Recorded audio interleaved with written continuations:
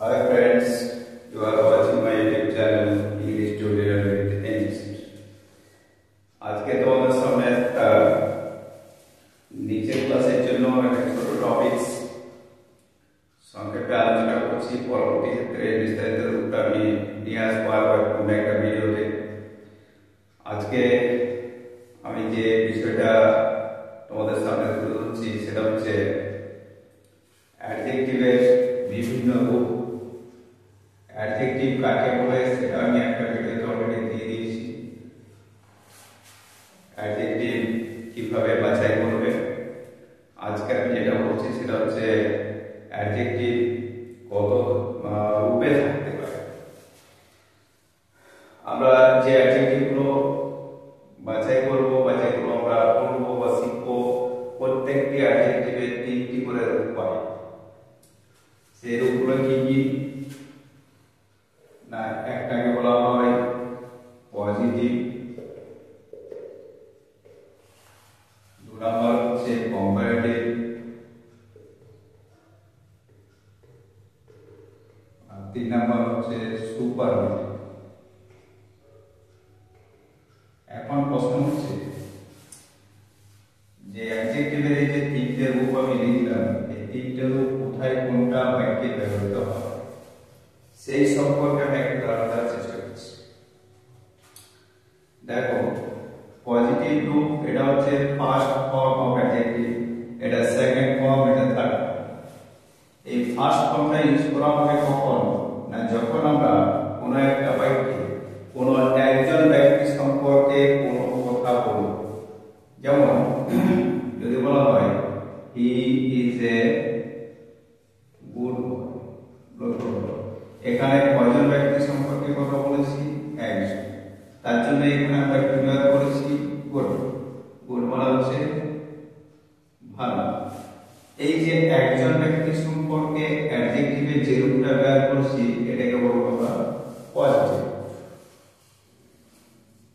এবার যদি এরকম বলা হয়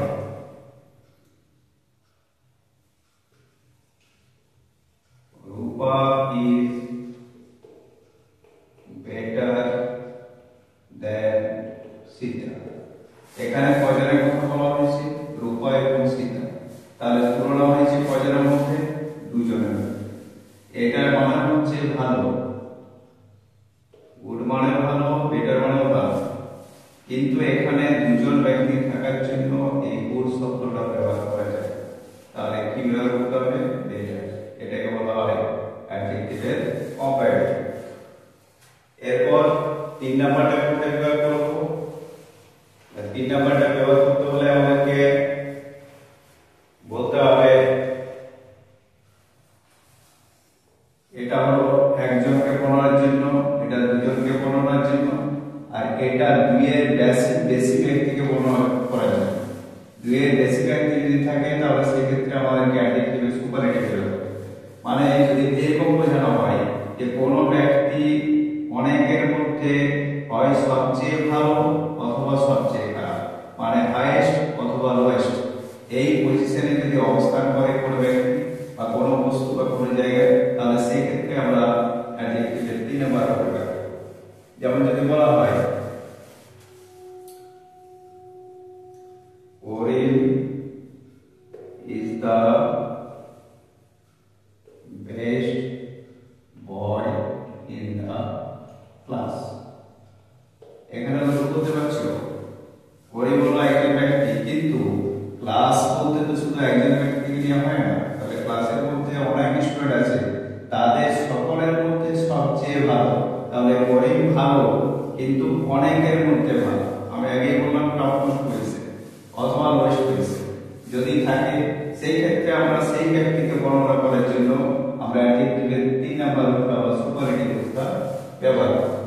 তাহলে আমরা দেখতে পাচ্ছি যে অ্যাডজেক্টিভের তিনটে রূপ তিনটে জায়গাতে ব্যবহার করা হয়। এই তিনটে আলাদা আলাদা জায়গায় ব্যবহার করার জন্য তিনটে অ্যাডজেক্টিভের রূপ দেওয়া আছে। এখন আমাদের প্রশ্ন হচ্ছে যে অ্যাডজেক্টিভের যে তিনটে করে রূপ, এই তিনটে করে রূপ কিন্তু আমাদেরকে বিভিন্ন ভাবে কারেকশন করে নিতে হবে। আমি কয়েকটা এক্সাম্পল তোমাদের এখানে দিচ্ছি। যেমন বললাম গুড,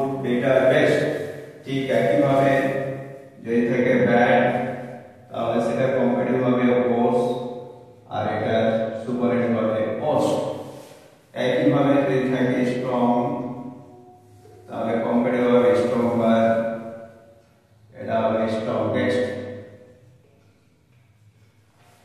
একইভাবে যদি থাকে হট, এটা হবে হটার, এটা হবে হটেস্ট। Old, older, oldest. এইভাবে তোমরা বিভিন্ন বই থেকে অ্যাডজেক্টিভের তিনটে রূপ নিজেরা কালেকশন করে নেবে, কারণ এগুলো দিয়ে আমি পরবর্তী একটা ভিডিওতে তোমাদের দেখাবো এটা থেকে কিভাবে এগিয়ে যাওয়া যায়, এটা থেকে এটা কিভাবে যাওয়া যায়, অথবা এর ব্যাক প্রসেসটা। তাহলে তোমরা যদি এই রূপগুলো না জানতে পারো, তাহলে আমরা একটা থেকে আরেকটায় শিফটিং করতে পারবো। এই যে চেঞ্জটা শিখতে হলে অবশ্যই তোমাদের অ্যাডজেক্টিভের তিনটে করে রূপ আগে কালেকশন করে নিতে হবে। ঠিক আছে, আজকে এই পর্যন্তই, দেখা হচ্ছে পরের ভিডিওতে। ততক্ষণ সুস্থ থাকো এবং সঙ্গে থাকো।